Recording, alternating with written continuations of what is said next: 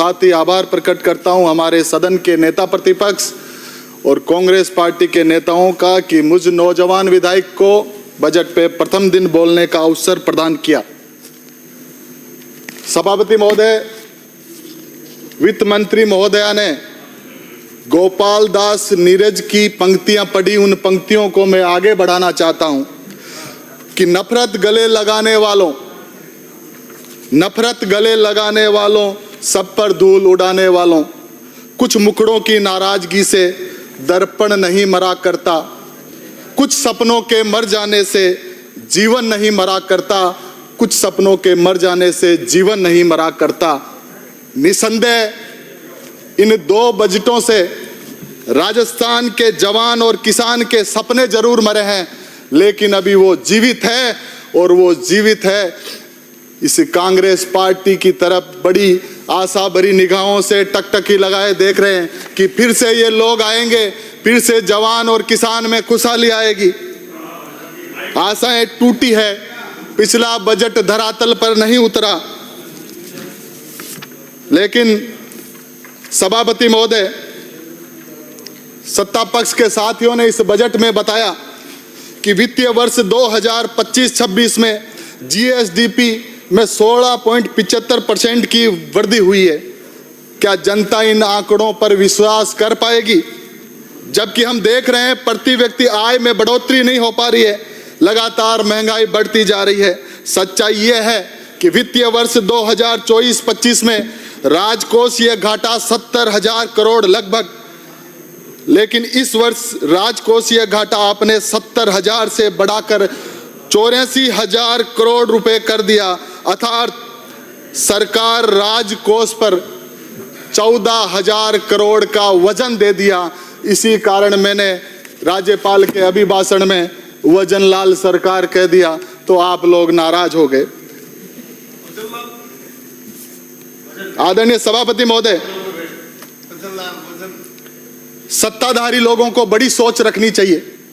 प्रतिशोध की राजनीति ना करके समावेशी सोच और विकास की राजनीति करनी चाहिए, तभी जाकर गांव, गरीब, किसान, नौजवान का वास्तव में भला हो सकता है। आदरणीय सभापति महोदय, लेकिन इनकी सोच काफी दूर है इससे।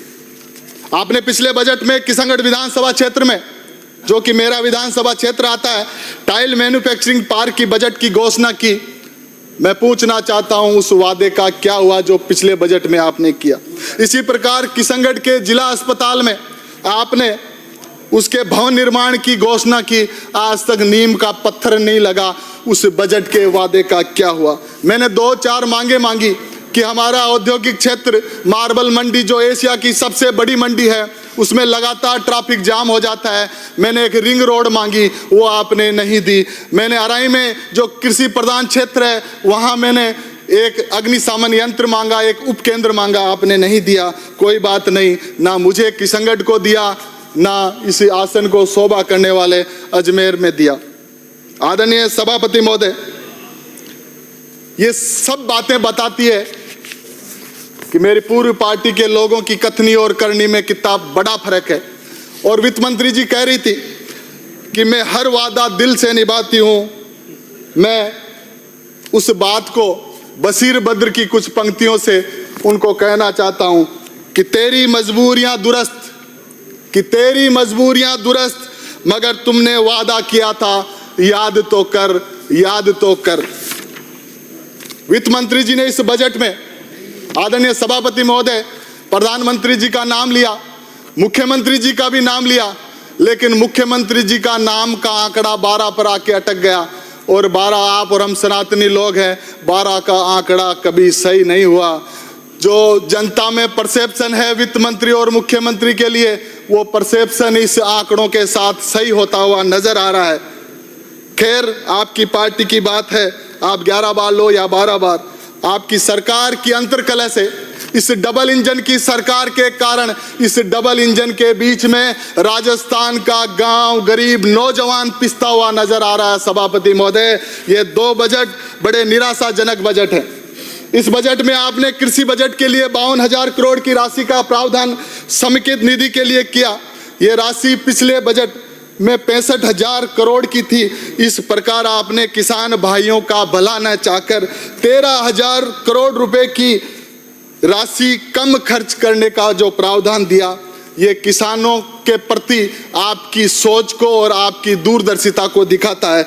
कम से कम बढ़ाए नहीं तो किसानों के बजट को आपको कम नहीं करना चाहिए था सभापति महोदय। केंद्र के तर्ज पर इस बार स्मार्ट सिटी योजना के तहत 900 करोड़ रुपए का कोष गठित कर clean and green eco cities की बात की गई। हमारे किशनगढ़ को भी उसमें आपने शामिल किया। पर सभापति महोदय, आप और हम कैसे भूल सकते हैं, प्रधानमंत्री जी ने 2022 में 22 तक 1 लाख करोड़ रुपए खर्च करके 100 सिटियों को स्मार्ट सिटी बनाने का जो वादा किया, आज उन स्मार्ट सिटियों की क्या स्थिति है आप और हमसे छुपी हुई नहीं है। देश जानता है। सांसद गांव में जाकर गांव गोद लेते थे, आज वो गांव उन सांसदों की गोदी में ही बैठे हैं, उनका भला कतई हुआ नहीं है। केंद्र के तर्ज पर आप लोग भी जनता को शब्दों के जाल में बिछाने का काम, उनको फंसाने का काम कर रहे हैं।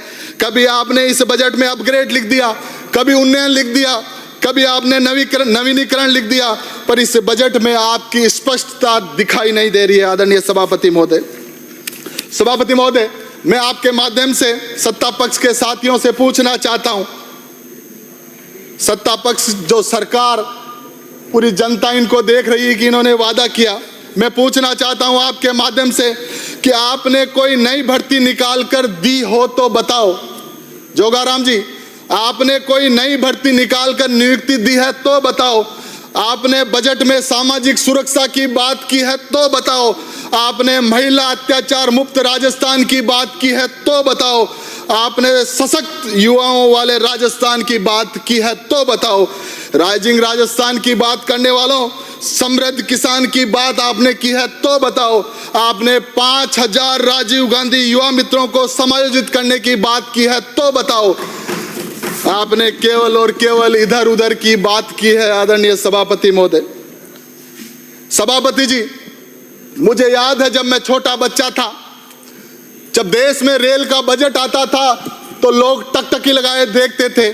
जब देश का आम बजट आता था तो लोगों को उम्मीद जगती थी, और जब प्रदेश का बजट आता था तो शहर ठहर जाते थे। थार से सौंधी खुशबू आती थी, मारवाड़ से मेवाड़ के नौजवानों में एक आशा की, उम्मीद की किरण जग जाती थी, किसानों के जज्बात उभर के आते थे। लेकिन इस बार वित्त मंत्री जी के मुंह से महंगाई का मैं तक नहीं निकला। आदरणीय सभापति महोदय जी, प्रदेश की जनता कह रही है कि राजस्थान का बजट नहीं, ये मात्र एक बैलेंस शीट है, मात्र एक बैलेंस शीट है।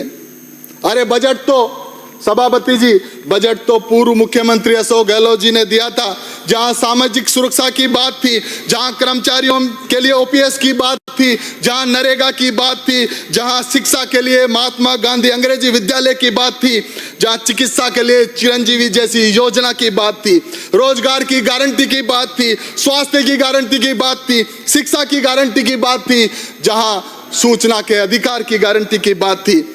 अगर मैं इस सदन में बड़े दावे के साथ कह सकता हूं, और ये जनता की आवाज है, कि अगर गरीब आदमी को महंगे अस्पताल में खड़े करने का किसी ने हौसला दिया तो कांग्रेस पार्टी के पूर्व मुख्यमंत्री अशोक गहलोत साहब ने दिया।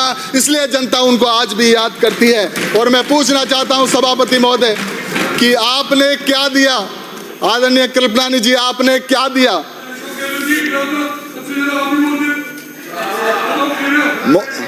विराजे मैं तुम्हारे झूठों के साथ था सब में।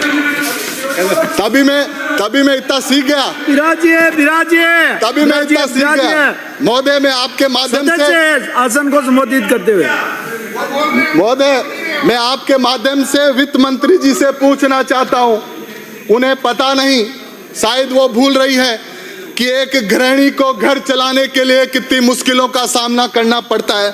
जब वो कढ़ाई में सब्जी चढ़ाती है और तेल डालती है तो उसकी आंख में जो आंसू आता है वो उम्मीद का आंसू गिरता है। आज जाकर पूछिए तेल, दूध, दाल, साग सब्जी का क्या श्री भाव है। धर्मपाल जी। हर वर्ग बेहाल है। किसान जब 83 फसल धर्मपाल बेचकर, जी। 1 मिनट सर, 1 मिनट। अंकित नहीं होगा, आपका हो गया 10 मिनट।